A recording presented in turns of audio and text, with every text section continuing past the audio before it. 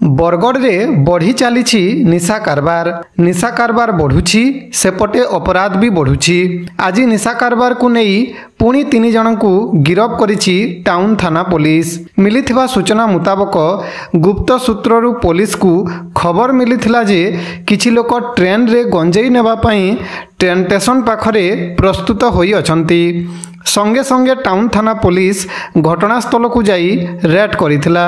एही रेड द्वारा 42 KG 800 gram रो गंजेई जबत करिथिला Bargarh town थाना पुलिस।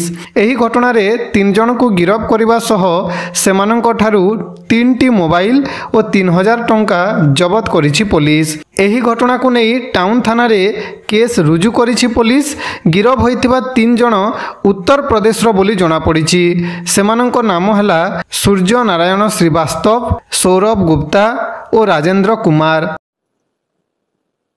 आज आईआईसी टाउन गोटे खबर पाइले जे किछि लोक बाहरिया लोक ट्रेन ने गंजेई नवा पाई माने रेडी होकर अछंती नियर बरगढ़ स्टेशन एरिया।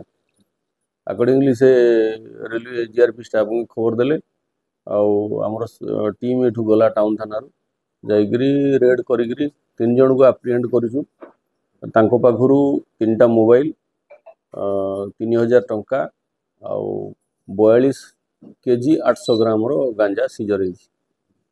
ए कनेक्शन ने टाउन थाना रे केस होइछि 553 under section 20B1/20C NDPS act रे से 3 जन को आज कोर्ट चालान करा जी।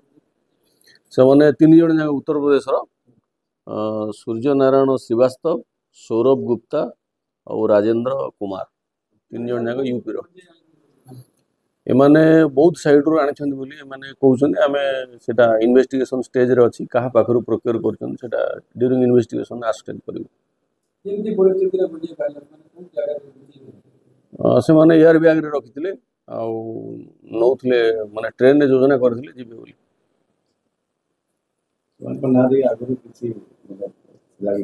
सेटा आम सीसीटीवी से वेरीफाई करूछु। से माने जेहेतु बाहर स्टेट रो लोकल थाना को भी आम इंटीमेशन देइछु।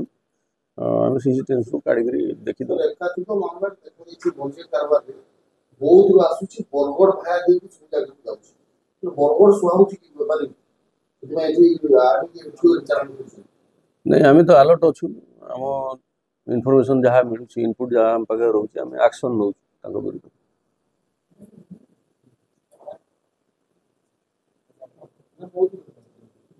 बहुत बंद